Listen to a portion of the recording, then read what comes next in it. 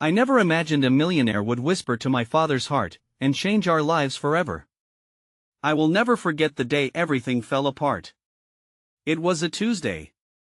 The sun shone bright, but in our little apartment, shadows danced across the walls. I stood in the kitchen, heart pounding as I overheard my dad's voice crack like old wood, desperation echoing in his words. "We can't keep doing this. I don't know what to do." My chest tightened. Every day had been a struggle, but disappointments seeped into our lives like a steady leak. Dad was my hero.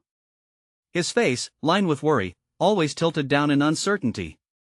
He worked long hours at a factory, his hands raw and calloused. I could see the weight on his shoulders every time he came home. I'd trade anything to lift that burden, to see him smile again. Mom had left us years ago, took her light with her, leaving only darkness. The silence was deafening, but then I heard that voice, a smooth, velvety tone that sliced through the air like a knife. With penetrating clarity, it felt as if the millionaire's very presence filled the room. "I can help you," he said. My heart swelled, then froze. "Who are you? Why were you even here?" I had never seen someone like him up close. Sharp suits, confidence that radiated like a beacon. I clutched the counter, fingers trembling, breath hitching in my throat. What did he want with us? Something about the way he spoke wrapped around the words with an allure, pulling Dad in deeper. "All you need to do is trust me." Trust? The trembling hands of a man too afraid to reach for a lifeline because he didn't know where it would lead. Uncertainty flooded my thoughts. There was so much money and power behind him, yet in that moment, I saw shadows lurking, doubt, deals made in darkness, a facade that could just as easily crumble. And as quickly as I had fallen into my thoughts, the atmosphere shifted. I crept down the hall, heart hammering against my ribs. Listening. Eavesdropping. My hands were clammy. I swear, I heard the rustling of paper, the heaviness of a contract drawn up in silence. Was my father signing away his hope? The tension was electric. A sudden thud, silence fell. I glimpsed Dad's face was pale, fear painted on his features, but also something else, hope? Did he believe in this man? Did we really want this change, whatever it may cost? The air thickened with uncertainty. Then the door swung open. The millionaire stepped out, his eyes capturing mine for a brief second. There was a flicker of something in them, an undeniable spark. Was it ambition or deceit? I couldn't tell.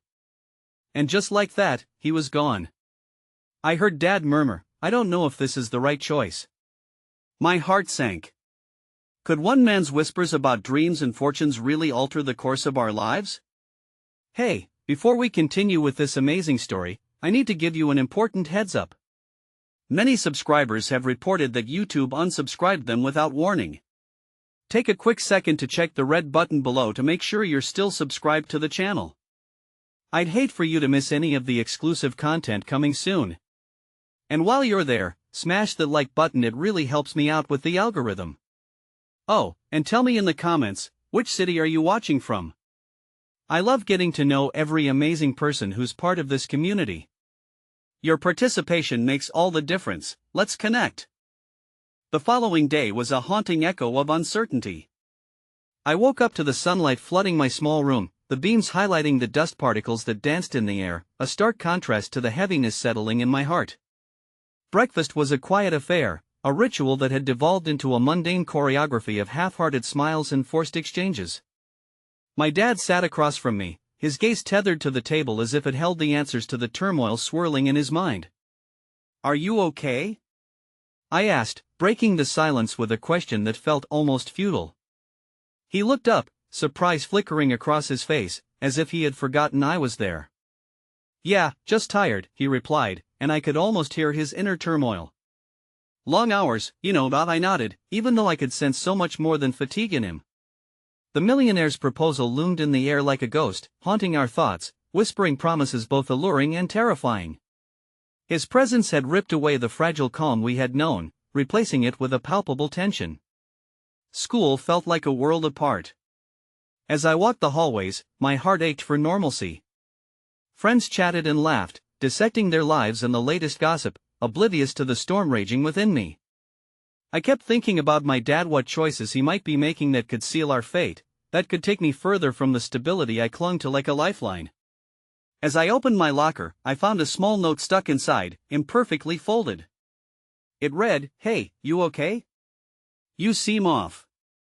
It was from Lily, a girl from my class who had always reached out with kindness, a small anchor in the sea of adolescence.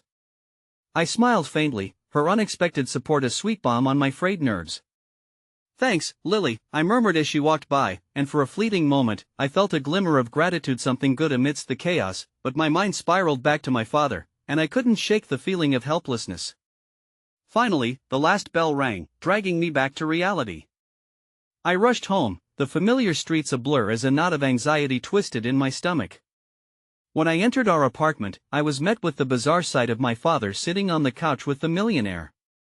The air felt electric, laden with tension. I barely breathed as I took in the scene. The millionaire gestured animatedly, the outline of a contract in his hands, while Dad's eyes darted nervously between the document and the man's inexplicable charm. "Dad?" I called out, my voice trembling. Both heads turned, and I saw fear and confusion mingle in my father's expression. "What's going on?" This is Mr. Everett," Dad stammered, a flicker of pride and panic playing across his features. "He's offering a chance for us." "Chance?" I echoed, trying to suppress the rising dread. "What kind of chance?" "An investment opportunity," Mr. Everett chimed in, his voice smooth like honey. "I can help your father start his own business. It's a leap into a brighter future." My heart pounded against my ribs. At what cost? It was a question that squirmed at the back of my mind, the words spilling out before I could filter them. Mr. Everett's smile widened, but there was something unsettling about it, a glint of predatory interest. "Nothing that you should worry about, dear," he said, as if trying to placate my fears. "Only trust is needed, trust and a little bit of risk. Isn't that right, Mr. Thompson?" Dad hesitated, caught between the man and me. "It's an opportunity, sweetheart. I don't want to let us fall into this cycle, and maybe I can do it this time." The betrayal cut deep, sharper than any knife. How could he even consider this? The prospect loomed large, casting a shadow that threatened to trap us in a new life that had yet to prove its worth. "This is not just about you, Dad," I burst out, tears pricking at the corners of my eyes. "This is about us. Do you even know what he expects in return?" Before he could answer, a knock resounded from the door, breaking through the electric tension. Startled, we all turned, and my heart dropped as I opened the door to reveal an unexpected visitor, me mother's sister. Aunt Clara had been absent for years, her arrival disarming and disorienting. Her presence exuded a warmth that momentarily erased the chill in the air, but before we could even embrace, her eyes ran across the room, taking in the scene. "What is happening here?" she asked, concern etched in every line of her face. I opened my mouth to explain, to let her understand the whirlwind of emotions engulfing us, but Aunt Clara's gaze landed on Mr. Everett, and something shifted in her expression. "You," she said, her voice weighted with vehemence. "What are you doing here?" A sudden tension gripped the room, sparking a fear I couldn't articulate. What did she know? What did she suspect?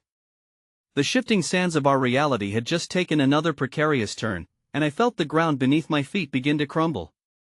In the moments that followed, revelations waited on the edge of discovery, uncertainties threatening to unravel our fragile connection. Everything hung in the balance, an emotional cliffhanger casting shadows over our already complicated lives. The atmosphere inside our apartment shifted dramatically as Aunt Clara's presence enveloped us, unsettling the precarious balance that had already begun to tip. I stood there, frozen between fear and hope, my heart thudded in my chest as I recalled the whispers of family stories spun around campfires long ago. Why had she shown up now? What are you doing here? I repeated her words internally, the weight of them heavy. I felt all eyes on Millionaire's piercing gaze was like a knife, ready to dissect the tiniest hint of vulnerability. My father's hesitance was palpable, caught between the shadows of his past and the bright lure of Mr. Everett's promise. Aunt Clara took a step forward, her features resolute and fierce.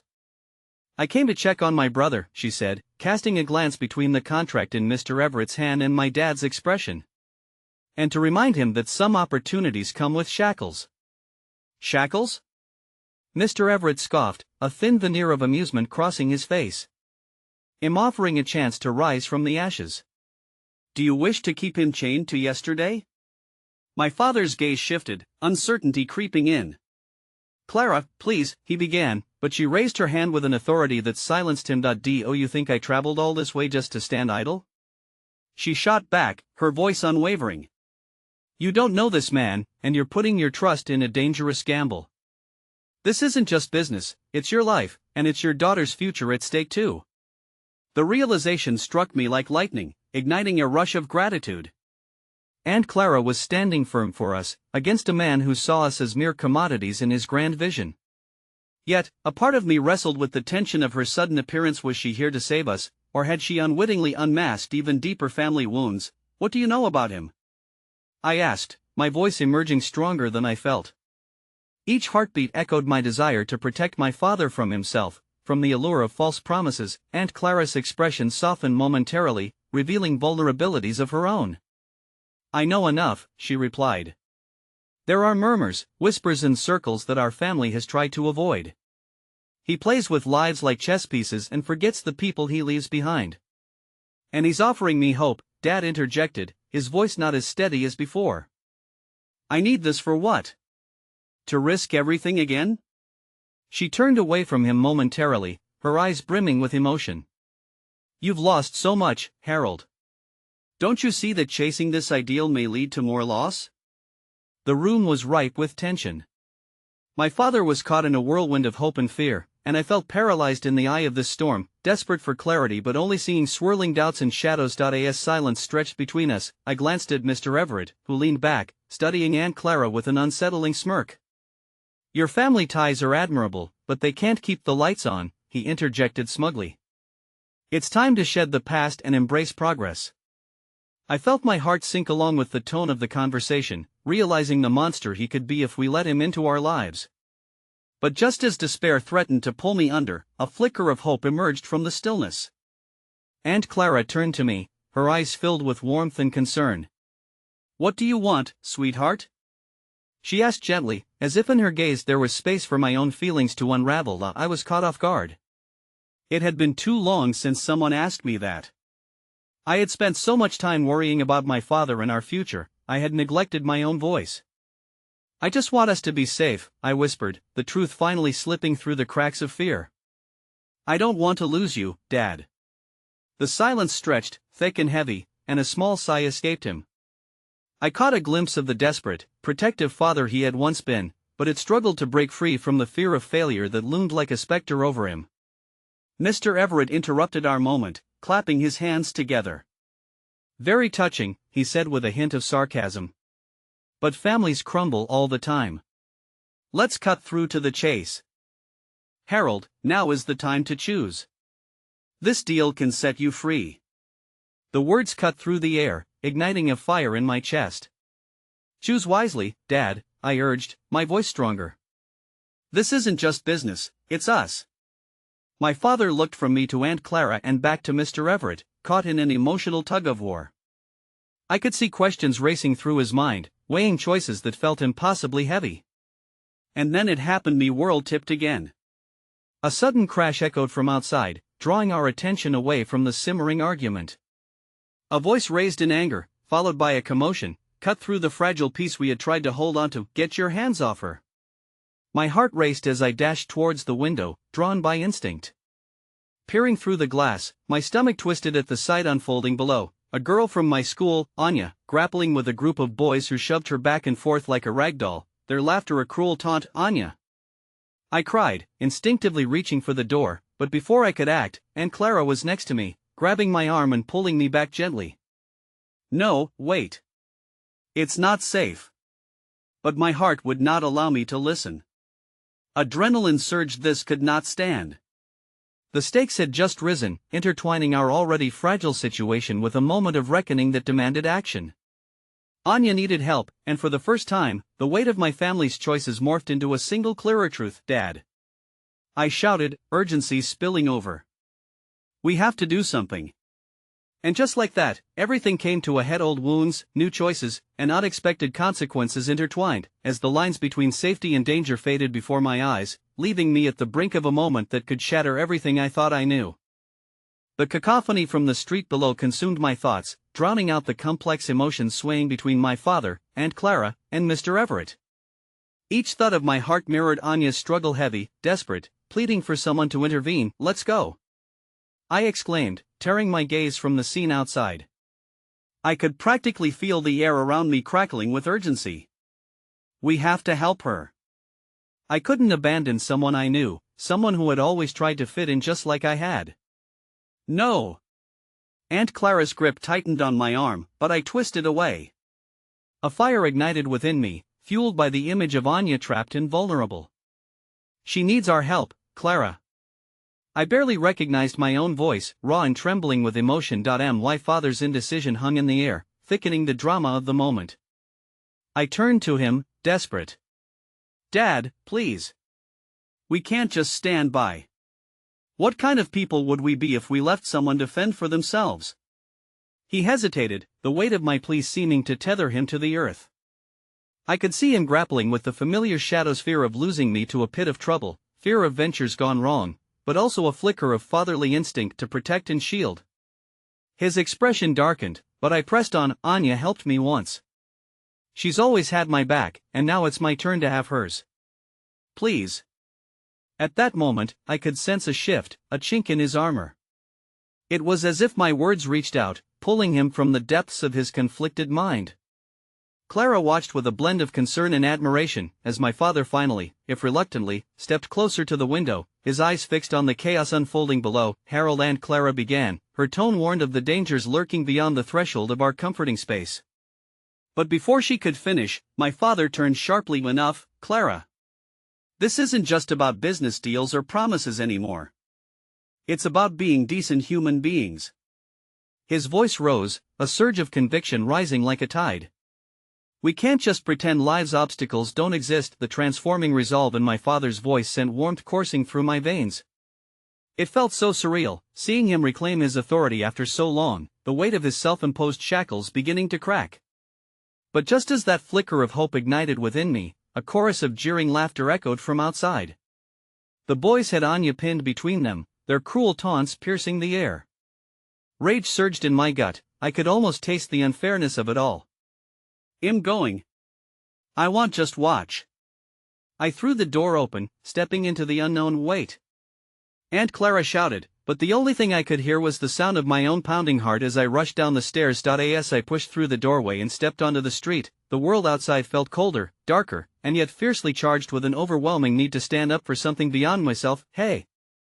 I shouted, my voice shaking the air. The boys turned, taken aback by my sudden appearance. "Let her go." I hardened my stance, unwilling to step back, unwilling to let fear hold me. "Haven't you seen?" One of the boys scoffed, now intent on playing with power. "She's ours now. You should run back home." "No. You're pathetic for picking on someone who can't fight back." I pushed further, the words tumbling out faster than I could think. It was terrifying and also exhilarating. Anya looked up, surprise etched on her features. For a moment, I caught a flicker in her eyes. Was it hope? But the boys just laughed, closing ranks around her as if my words were mere air, and I felt the weight of the impending danger like an anchor pulling me under. "Go back, skinny girl," another boy taunted. The crowd around us began to swell, energized by the malevolence of the situation. "You don't want a piece of this," but before I could second-guess myself, Anya, her voice strained but defiant, pushed against her captors. "I don't want you to ever touch me again," she shouted, her spirit resilient against oppressive odds. Something shifted, an elemental tension crackling in the air as the boys froze at her defiance. Perhaps they hadn't expected her to fight back. And perhaps they were lulled into believing their cowardice would forever go unchallenged. Then, out of nowhere, a figure rushed from a nearby Aliyah woman, tall and strong, with flowing hair that danced with the wind. She shouted furiously, galloping towards us, her presence commanding immediate attention. "What do you think you're doing? Get away from her!" To my utter disbelief, the boys dropped Anya and turned to flee. In mere moments, the tide had shifted, and though the chaos had been overwhelming, a sense of camaraderie ignited between Anya and me. Just as we were about to exchange relieved smiles, I felt my father and Aunt Clara appear behind me. Their presence and my father's hesitation turned into a newfound pride, intensified the emotions swirling in my chest. Admiration and hope for better days fueled my spirit. Can you believe it? They just ran off like scared little mice. Anya exclaimed, disbelief lacing her tone. I smiled, yet the mixture of emotions bubbling inside felt precarious, as though woven threads could unravel at any moment. Then the stranger stepped closer, her glowing features now clear in the evening sun, and she became uncomfortably familiar. The realization struck faster than lightning. It was Mr. Everett's daughter.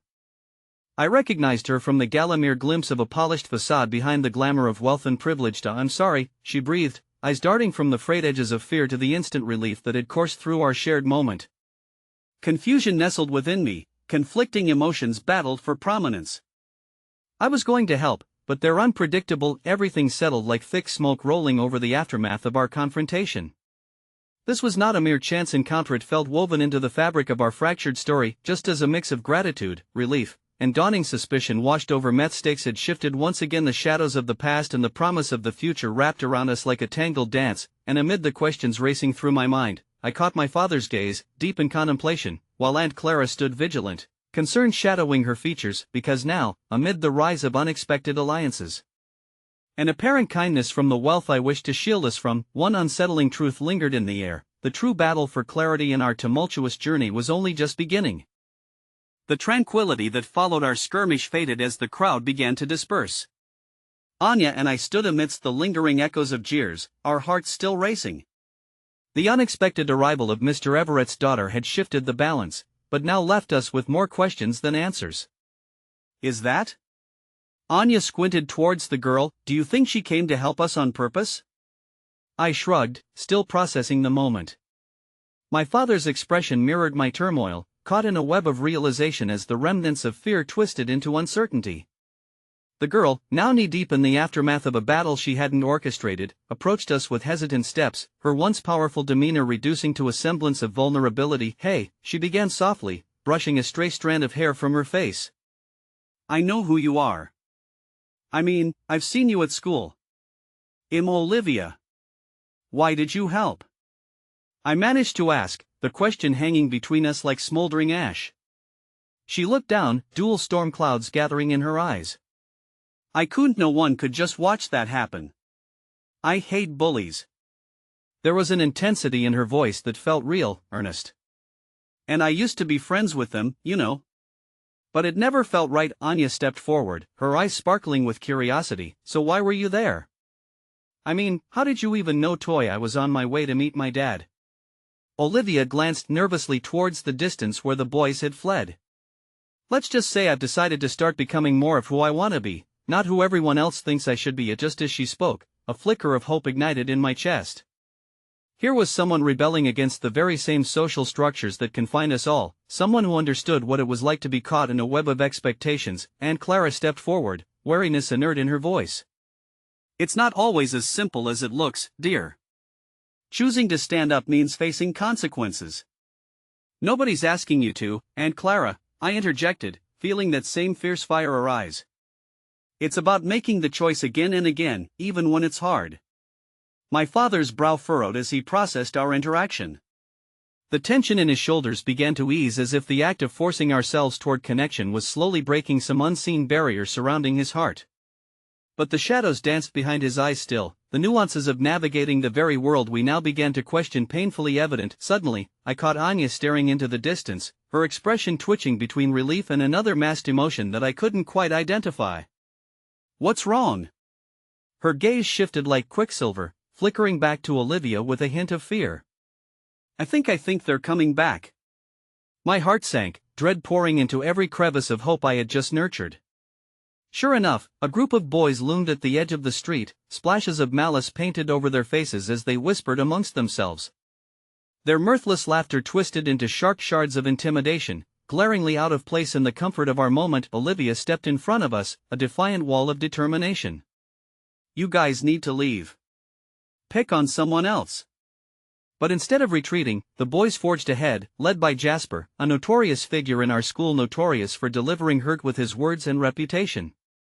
"Look who thinks she's a hero." His voice dripped with mockery. "You're nothing."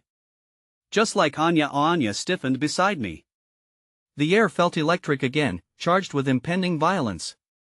As I stepped forward alongside Olivia, a rush of bravery enveloped me. "We're not afraid of you." The words burst forth with a conviction I didn't know I possessed, echoing off the buildings, weaving into the texture of the moment. "You don't have power over us." For a split second, disbelief flickered across their faces before it twisted back into contempt. In that moment, I realized that their power had always relied on instilling fear, and by confronting it, we held something truly powerful: courage. But as Olivia and I faced them together, the ground beneath shifted once more. A loud rumble broke through, fist-like thin chaos erupted from above. From the shadows, a dark sedan had barreled into the street, skidding to a halt.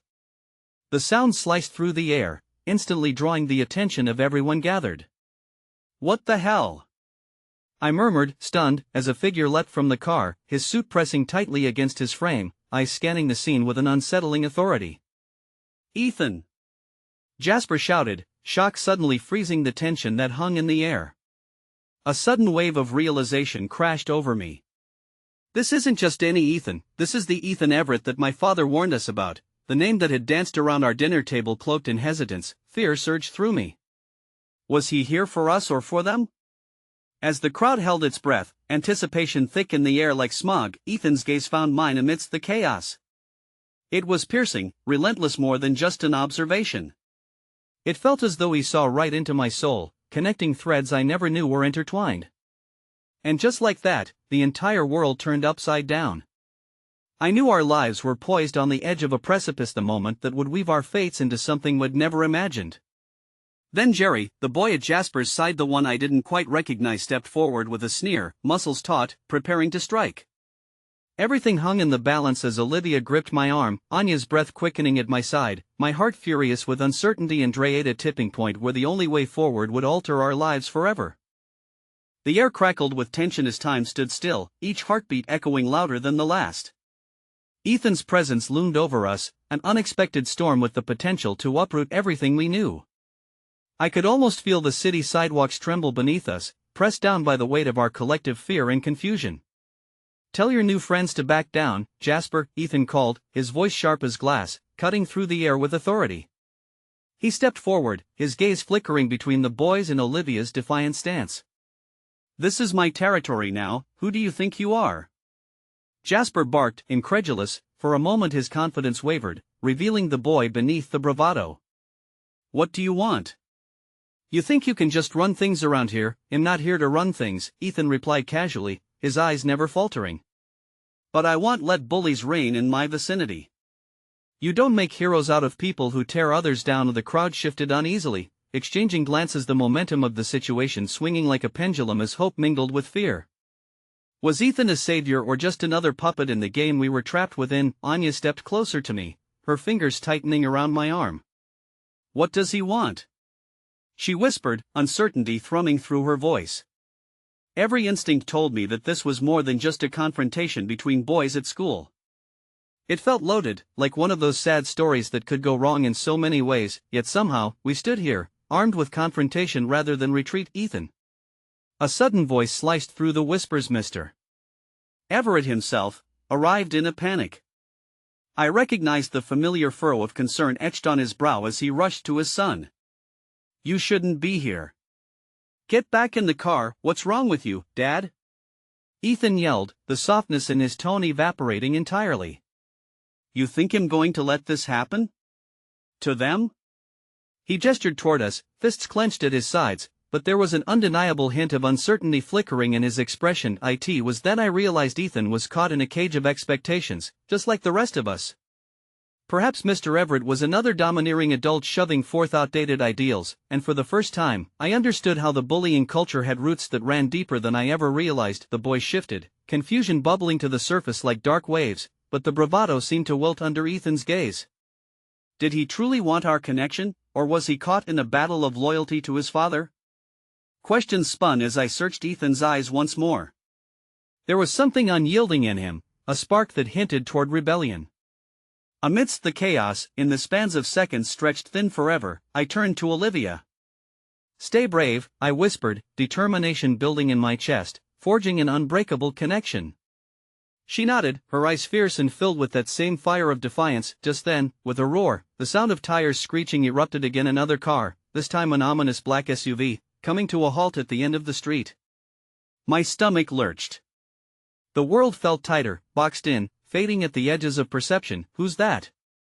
Anya whispered, her body tense with anticipation. As the rear door swung open, a tall figure emerged drenched in shadows, features obscured as the sun sank lower, bathing everything in a warm but foreboding twilight. The crowd parted instinctively, revealing him as he stepped forth, shoulders squared with an air of unapproachable authority. I squinted, trying to discern the figure, but nothing felt right. With a voice like gravel tinged with distress, the stranger called out, "Ethan." I felt my heart drop to my stomach. It was a name I hadn't expected, a revelation that changed everything in an instant. "That's my sister." His voice cracked, angling my understanding like a compass pointing south. "She's in trouble," panic surged inside me, wrapping around my thoughts like a choking vine. "What sister?" Suddenly, the twisting loop of our situation unraveled further, and an air of danger unfurled before us. Jasper's bravado faltered as uncertainty gripped him tight. And even as tension spiraled, I couldn't help wondering if this was the fleck of essence in the world that held our fate intertwined. As Ethan's face hardened, realization dawning, he turned to look at me, his jaw set in a grim line. "I'm not done with you yet," he said, uncharacteristically gentle, almost pleading. I barely had time to process the words when Jasper stormed ahead, fists balled tight. "No one is leaving until we settle this." Every breath felt like latex stretching tight, ready to pop under pressure, a moment pitch perfect in the expansion of dread. The foundation of our lives was shifting in ways none of us understood, perilously close to toppling over. And as the stranger spoke Aga in a name that sent chills cascading through Melina, I took a step backward, heart racing, mind racing, as revelations mingled with fear and uncertainty blurred the line between friends and foes. This wasn't merely a battle of bravado anymore. It was a war of trust, of secrets, and the kind of danger that twisted sharp edges into our relationships, pulling at the fragile strings that bound our lives together. A defining moment awaited, and as a storm brewed on both sides, I couldn't help but feel that somehow, the whispers of our destinies were about to collide in ways none of us could foresee. The atmosphere thickened, taut with unspooled tension as all eyes turned towards Ethan. Shadows stretched across the pavement, merging with the fading light of day, creating a stage where betrayal and loyalty danced a precarious waltz. The stranger who I now knew was tied to Ethan, somehow stood firm, waiting for a response, as if the unspoken weight of their bond could dissolve the arc of conflict unfolding before us. "Lena?" Ethan's voice cracked just a little, and in that tiny fissure, I caught a glimpse of vulnerability, an echo of the boy behind the bravado. My heart ached for him, for the storm that roiled beneath his surface. "What do you mean she's in trouble? I just got word," the stranger continued, his gaze darting around the crowd as if seeking allies. "She's mixed up with some bad people. We have to find her, before it's too late." Every instinct screamed at me to run, to break the circle of hostility surrounding us. But instead, I found myself frozen, feeling rooted by the gravity of the moment. Ethan was drawn into the chaos, and I wanted to reach out, to pull him back from the edge that threatened to swallow him whole. "You can't be serious." Ethan's plea echoed as he surged forward, shaking the familiarity of his bravado aside. "You can't just show up out of nowhere and drop this on me. What do you know? Where is she?" The crackling tension gave birth to an unsettling quiet, and I could feel Olivia's pulse quickening beside me. The rest of the world fell away, leaving a cadre of confused onlookers entangled in this drama that swung between desperation and fury. Jasper stood petrified, caught off guard as betrayal tugged at him, unraveling the threads of solidarity he thought he had secured. "Do you think I'd lie about this?" The stranger's voice was raw, stripped of its previous authority, now laced with a painful urgency that suggested too much had already been lost. "They don't care that you're a millionaire, Ethan. They only care about what they can take from you." In that moment of conflict, I caught a spark of courage igniting in Anya off to my side. Her voice, firm but quiet, rose above the cacophony. "Maybe we should call the police?" It was a timid suggestion, almost washed away by the rising tide of emotions swirling around us, but it hung in the air like a life preserver thrown into a stormy sea.no. Ethan spat, raw emotion tinging his response. His shoulders drooped for just a beat, the weight of expectation crashing against the walls head built. They won't help us. Not if it leads back to my family. It's always been like this. A sudden gust of wind washed across the street, ruffling the silence as the shadows of dusk deepened. It felt like a moment caught between breaths, one where true uncertainty loomed. For a fleeting second, the fight in Jasper sparked anew, ignited by the tension unraveling around us. "What does your family have to do with anything?" he challenged, stepping closer, but the defiance in his voice was markedly dulled, the realization dawning that this was bigger than petty rivalries and undying loyalty. Just as I absorbed this painful truth, the world tilted once more at the edge of chaos. A small girl emerged from behind the SUV. My heart dropped as recognition filtered through the murmurings. Her tear-streaked face was a haunting reflection of innocence caught in crossfire. "Ethan?" she called, voice trembling. "I'm scared." That single word ignited a spark of something potent within me, an overwhelming urge to protect, to shield the vulnerable amidst the turmoil. I had sewn my own threads of bravery into this tapestry, and suddenly I found clarity in this mess. "Ethan!" I shouted, pushing through the oppressive weight of fear. "She needs you now.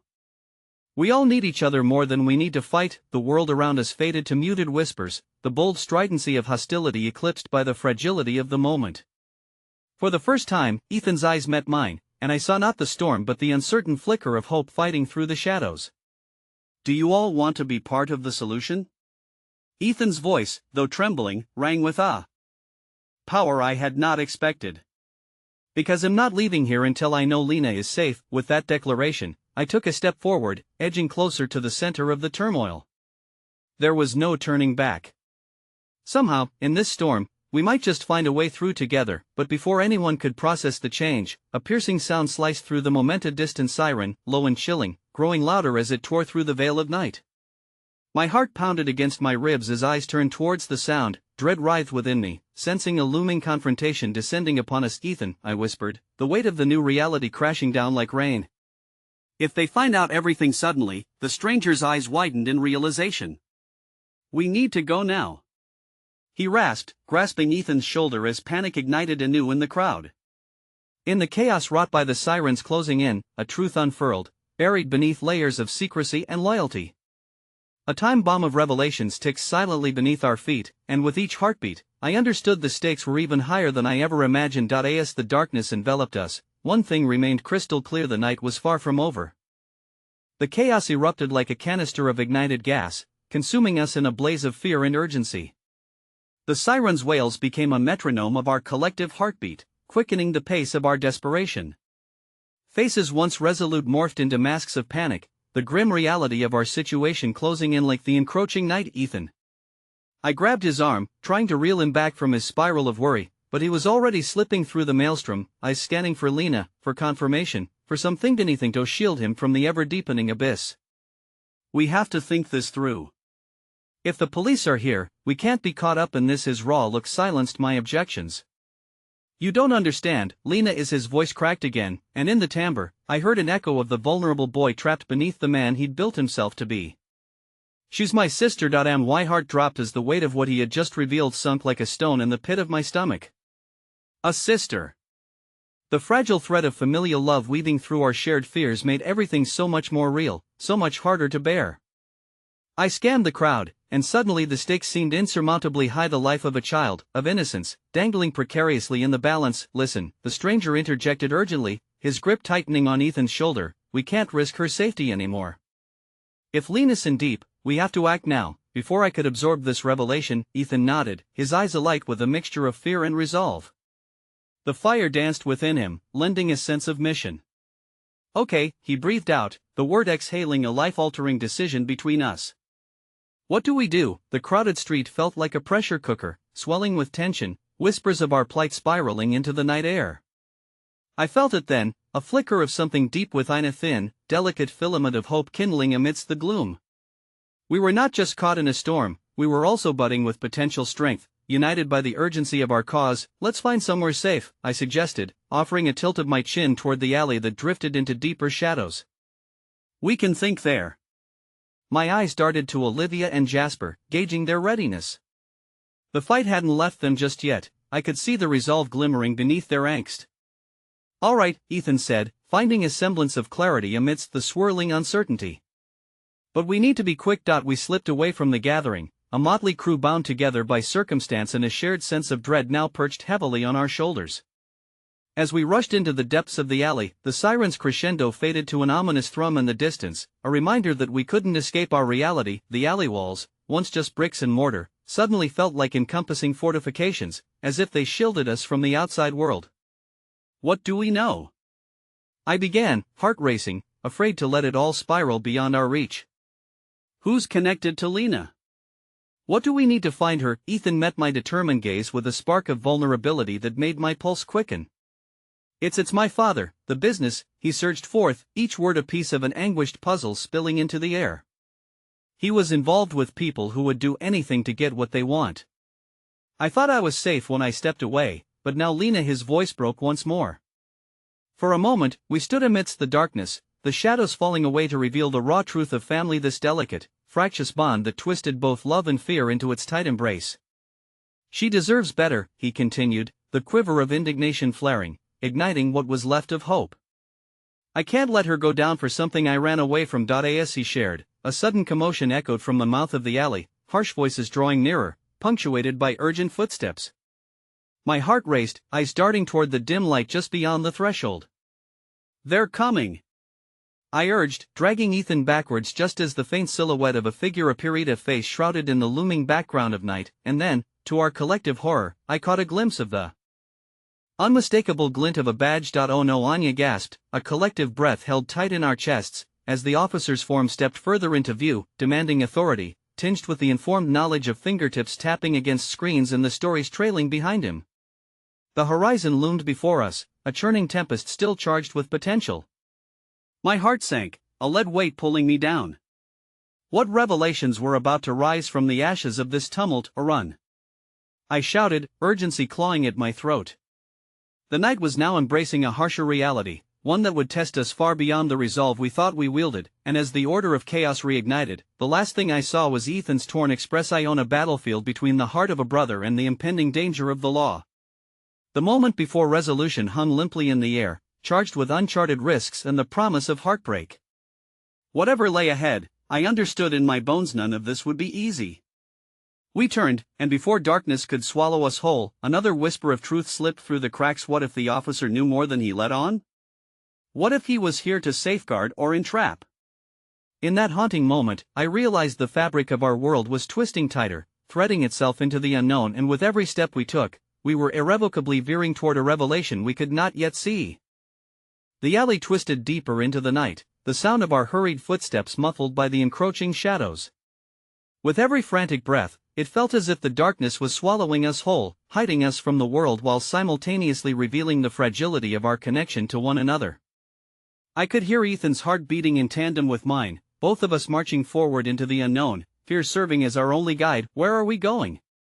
Olivia stammered, glancing over her shoulder, her voice quivering from uncertainty. The trees surrounding us bowed under the weight of expectation, their branches like outstretched arms ready to catch our fall. Ethan's jaw clenched, his brow furrowing as we pushed through the damp air encasing the alley. "There's a diner around the corner," he replied, biting back the tremor in his voice. "It's closed now, but we can hide there and figure out what to do." Just as he finished speaking, the distant sound of sirens pierced through the night again, closer now, urging us to move faster against the encroaching dread. I felt like a marionette, strings pulled tight by anxiety, with only the hope that, somehow, our next steps would bring us closer to Lena. As we rounded the corner, the flickering neon sign of the diner came into view, illuminating the darkened street like a beacon amidst the storm. I pushed the door open, the bell above announcing our arrival, and we hurried inside, hearts racing against the backdrop of silence that settled like a fog. Taking refuge in a booth at the back, our breaths mingled in the stillness, each exhale a testament to our shared panic. I glanced around, my senses attuned to even the smallest sound, praying that the police wouldn't follow us. Ethan stared out the window, his eyes scanning the vacant street lit only by the remnants of neon glow while he fought to keep his composure intact. "Ethan," I whispered, wanting to reach out but not wanting to shatter his focus. "What if we go to the police? They have Tono." He interjected, his voice a hoarse whisper but bubbling with conviction. "They don't understand. They'll just see a kid and assume the worst. I can't lose her for a mistake I made." His anguish wrapped around me like a cold, heavy blanket, suffocating the small sparks of hope I had clung to since this chaos began. Yet, deep down, I had begun to believe something could be salvaged from this turmoil. This was our moment, even if it felt like it was vanishing beneath layers of fear. A soft knock at the glass jarred me from thought, and my heart dropped. I turned just in time to see a figure outside, a woman with tousled curls, her face shadowed yet somehow familiar. It was our waitress, Jane, her apron now replaced with the simplicity of a jacket, slipping through her own personal darkness just as we had entered ours. "Hey," she mouthed, urgency etched into her features. "You need to get out of here. There's trouble coming." Before I could process her warning, she turned and gestured for us to follow her through the diner's dimly lit hallway, away from prying eyes. Ethan jumped into action, grabbing my wrist tightly as we trailed behind Jane, who moved with purpose, drawing on instinct like she had escaped something once herself. "Listen," she whispered as we exited through a side door, the night air crashing over us. Her eyes darted around, vigilance in their depths. "I overheard some officers talking. They're looking for you, specifically a brother and sister." She shot a glance at Ethan, whose expression paled further. "I don't know the details, but it's serious. How do you know about Lena?" Ethan asked, his voice sharp, and I felt the urgency of his fear echo back at me. "I served your dad once," Jane replied, her tone softer now, wrapped with layers of understanding. "He's got enemies. People don't forget quick. I know he's a tough guy, but just know it seems darker than it looks. I want to help, but you need to move now." The weight of her words pressed heavily upon us. The dangerous web woven around Ethan's past, filled with implications I could scarcely comprehend, began to envelop us all. A million questions spiraled in my mind as she led us further into the night, but the most pressing was what it all meant for Lena and for Ethan. If we couldn't weave through this darkness together, where should we go? I asked, the tension thick with uncertainty as Jane led us down a narrow alleyway bathed in shadows. "There's an abandoned warehouse on the edge of town," she said, checking again for any signs of danger. "My older brother used to hide there. It's secluded, and trust me, it'll give you a chance to breathe." Ethan nodded gratefully, his expression sculpted into determination laced with desperation. "Thank you, Jane. You don't know what this means." As we turned to leave, I felt a sudden pull on my sleeve, an unexpected jolt from the past. A familiar face languished among the shadows ahead, emerging like a specter from a lifetime ago. It was a man with sharp features and a grim expression, eyes piercing through the darkness as if searching only for Ethan. To my horror, realization struck like an unforgiving tide. This man was connected to Ethan's father. Before I could react, before the storm of emotions could gather force, the man's lips curled into a knowing smile, and he stepped closer, an icy invitation threading through the air. Well. It seems I've found you, Ethan. You wouldn't believe how long I've waited for this." My heart thundered with the incoming tide of dread, every second stretched as I teetered on the edge of chaos. With our fragile haven collapsing around us, Ethan's expression morphed from fear to fury, and I could only hope that hidden beneath the layers of darkness lay some glimmer of light that would guide us through this nightmarish labyrinth. The tension hung heavy in the air, palpable and stifling. I could feel the weight of the stranger's presence suffocating my hope as panic ignited in Ethan's eyes. "Who are you?" His voice trembled but held an edge of defiance that barely masked his fear. "Someone who knows your father, Ethan," the man replied, his smile devoid of warmth. "And someone who believes you need to come home." My stomach twisted at the implications of his words, the threat lingering like smoke in the air. I instinctively stepped closer to Ethan, feeling the heat radiating off his body, a silent plea for us to move together, but the words hung between us like a noose. "We won't go back. Not like this." I couldn't see how we could escape his grasp. The man chuckled ominously, narrowing the space between us. "You think running will save you? You're already tied in. Your father owes debts too deep for even you to fathom." A shudder coursed through me, an instinct to protect Ethan igniting a flame within. "Leave us alone." I shouted, the tremor in my voice emboldened by adrenaline. I never considered myself a fighter, but something fundamental shifted in me, marked by the bond we've forged in this chaos. We stood together in this moment, this tempest of uncertainty, yet desperately tied by our shared determination. If only I could turn the tides, reclaim the choices that shaped our lives. Just then, a siren blared in the distance as if the universe understood our plight. The officer, our potential salvation, was closer than we realized. The stranger's smirk faltered, the thrill in his demeanor dimming. He moved to sidestep us, heading towards the street. "It'll give you a head start. But you can't outrun your past. When they find you, you'll wish you'd accepted the offer." And then, he was gone, swallowed by the shadows of the night, leaving us shaking amidst an oppressive silence. Ethan and I stood frozen for a moment, the gravity of our situation settling like dust in the air. "We have to get out of here," I urged, grabbing his hand. Together, we made a dash for the edge of the alley, where Jane had led us. "Where do we go?" Anya asked, breath trembling with urgency. "Warehouse," Ethan replied, determination flooding his voice. "We need to regroup." We hurried through the labyrinthine backstreets, the echoes of our footfalls mingling with distant voices. Life still continued, oblivious to the storm surrounding us. But with each step, I felt the weight of possibility shift. Even within peril, there was power stitched into our desperation. When we reached the warehouse, its looming silhouette stood stark against the faint moonlight, each shadow dancing around us, beckoning us closer. Inside, it felt like time stood still.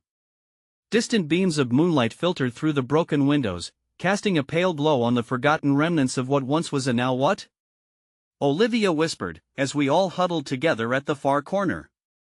Ethan's eyes scanned the room, his brow furrowing with intensity. "We figure out how to find Lena. There has to be a way to give her the chance she deserves." But as the words settled, the dread of our choices pressed around us. "What about your dad, Ethan?" I asked, chest tight with worry. "If he's involved, we could get swept up in something worse." "I don't care." He snapped back, anger slicing through his desperation. "I won't lose her. Not again." The resolve in his voice echoed against the walls, memories tangled in the air, mingling with fear and love, a complex tapestry holding us closer. I knew what he meant. Loss is an unrelenting beast, an ache that seeps into the marrow of your bones, a tether that wouldn't let go. Jane's words floated back to me, their debts, their chains. We could comb through the night, chase every shadow, but the deeper truth remained. Our footprints would linger, our pasts would merge in an inescapable orbit, and just like that, the door creaked open, a sudden rush of cool air infiltrating our fragile sanctuary. I turned, heart racing, ready to demand its intruder turn back. But relief washed over me as a familiar face stepped inside, creating a bridge between past and future. "And Clara, what are you doing here?" I asked, disbelief flooding through my veins. "I worried," she replied, breathing heavily, her face drawn tight. "I sensed you were in danger. Harold is frantic. He thinks something terrible has happened. Maybe we can tell him where Lena is." I exclaimed, hope igniting momentarily. "Lena?" Aunt Clara echoed, eyes narrowing. "What have you gotten mixed up in, please?" Ethan interjected, desperation clawing at his voice. "She's with dangerous people, Aunt Clara. I can't bring her home unless I find her first." The air hung thick as emotions toggled between love, dread, and raw determination. I couldn't help it. I reached for Ethan's hand again, feeling that spark of solidarity from moments before. We were a motley crew, written together across the pages of fate, and that bond was our lifeline. "What if you help us?" I suggested quietly, the offer waiting tenderly into the night air. "If we work together, maybe," Clara replied, conviction shining in her eyes.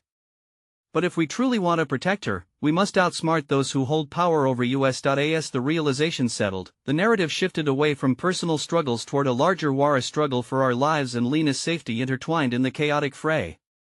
The gravity of our objective solidified our determination. We stood together then, an imperfect assembly ignited with fragile hope.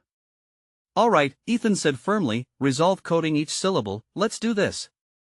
We formed a plan, turning our suspicions into action, weaving fragile threads from moments of darkness into choices of light. With the echoes of our fears still lingering, we stepped boldly into the night, prepared for what lay waiting, but somewhere hidden in the strands of the alliance, I felt a twist of flicker of indecision creeping in as Clara's eyes shifted, something within her weighing heavier than the burden of our escapade. "We must be careful," she warned, more than a sentiment, it felt like foreshadowing. "Trust," I replied softly and with conviction stitched into the very fabric of our alliance, a shared hand on this tumultuous journey demanding we face not only danger but the very essence of forgiveness that lay therein, and it was then that I realized the battle we faced ahead wasn't only against the enemies we could name but the shadows of our pasts that sought to entrap our futures. The wheels of our fate began to spin faster, and the whispers became a cacophony, stories unfolding, lives intersecting, and a powerful truth emerging in the night. As we stepped out into the darkened street, I clutched Ethan's hand tightly. "Together," I whispered, feeling the warmth of hope igniting within us. And with that strength coursing through us all, we charged forward into the unknown, ready to reclaim what was lost and hope for a brighter tomorrow. Because in that moment I understood the heartstrings of family, friendship, and courage could transcend the darkest of trials. What followed was ours to write, with pain, with love, and with the force of resilience echoing through our shared story. "Together," I whispered again, but this time it felt like a promise, and as our footsteps echoed defiantly against the pavement, I knew this was just the beginning, not an ending, but a poignant reminder of the twisted paths we walked in pursuit of redemption, each step illuminating the potential for love and acceptance, no matter how tangled the journey became. In the pursuit of happiness, we would find the light, because hope lives, despite everything, and as long as we held onto it, future waits with arms wide open, and that, I realized, was all that truly mattered.